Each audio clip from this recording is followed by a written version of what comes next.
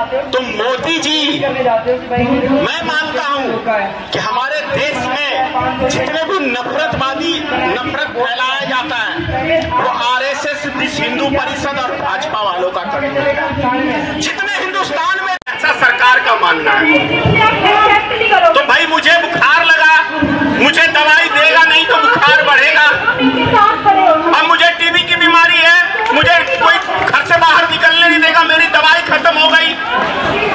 किसी को दम्मा की बीमारी है, दवाई खत्म हो गया, मैं डॉक्टर के पास जा नहीं सकता। और डॉक्टर के पास गया सरकारी अस्पताल में तो कोई डॉक्टर देखने वाला नहीं, तो आदमी तो मरेंगे ही।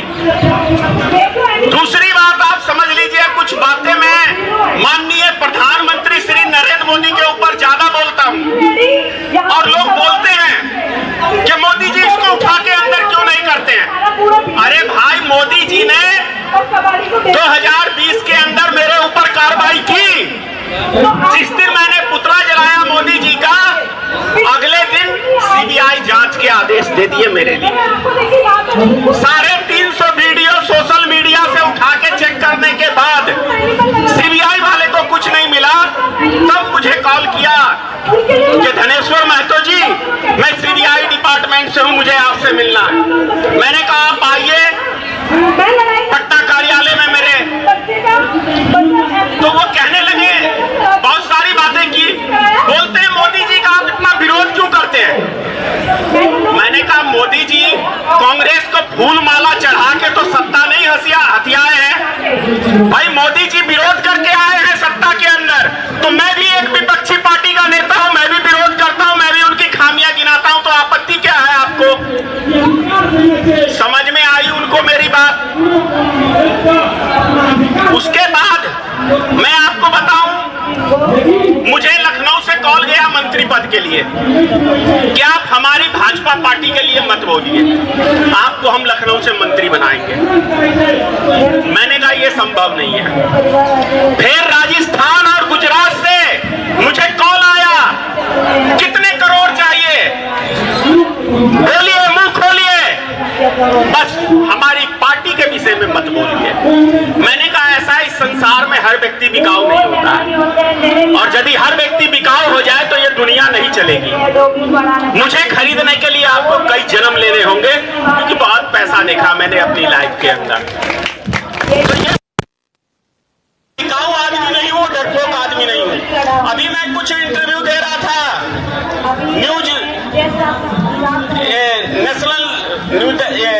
न्यूज नेशन पे, ये नेशनल दस्तक पे माफ करिएगा।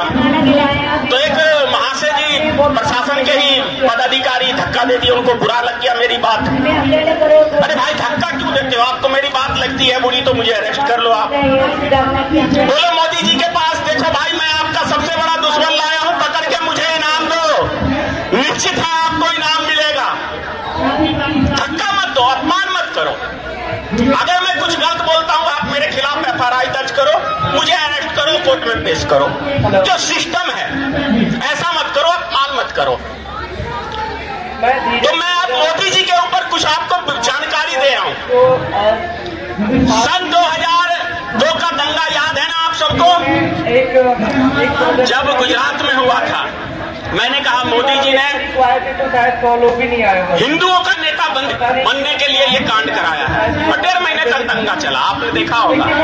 2014 के अंदर जब ये 13 दिसंबर में गांधी मैदान की गए थे पटना, वही बगल में मेरा घर है गांधी मैदान के, ऊंचा मकान है, पूरा गांधी मैदान नजर आता है।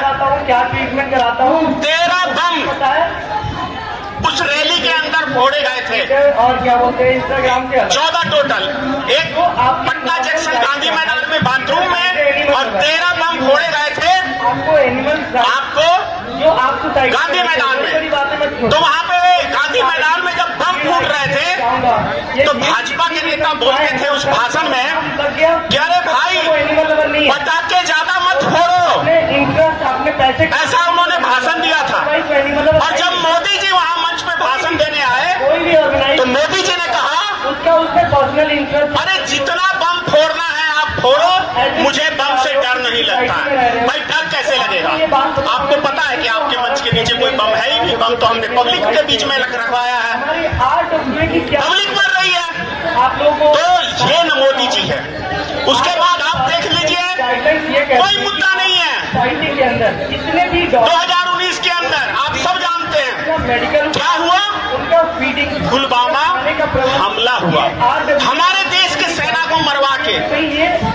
अगले दिन राजस्थान की रैली में आप सब ने देखा होगा मोदी जी का वो खिलखिलाता चेहरा, क्या शहीदों का पीछे पोस्टर लगा के, और कैसे मोदी जी मुस्कुराते हुए भाषण दे रहे थे, क्योंकि उनको पता था कि अब ये मुद्दा से हम चुनाव जीत जाएंगे। आप जब FIR करने जाते हो तो मोदी जी, मैं मानता हूं कि हमारे देश में जितने भी नफरत फैलाया जाता है वो RSS, हिंदू परिषद और भाजपा वालों का कर्म है। जितने हिंदुस्तान में दंगे होते हैं, जितने हिंदुस्तान के अंदर उग्रवादी हमले होते हैं, जितने हिंदुस्तान के अंदर आपको जितने भी ये हमले होते हैं, ये सब साजिश यही से होती है। एक कहावत सुना है ना, चोर मचाए शोर। ये चोर भी है, डाकू भी है, उग्रवादी भी है, सभी चीज है, लेकिन हर विपक्षी नेता को आज चोर बता रहा है। आपको याद होगा 2013 के अंदर 2012 में कांग्रेस के ऊपर लाखों आरोप लगाए इन्होंने, ये घोटाला, वो घोटाला, 2G घोटाला, स्पेक्ट्रम घोटाला, कोयला घोटाला, अबरक घोटाला, पता नहीं कौन कौन सा घोटाला, सारे घोटाले में कांग्रेस बरी हो गए। तो ये जुमलोबाज की सरकार है, जुमले ज्यादा छोड़ती है, जनता का काम कम करती है।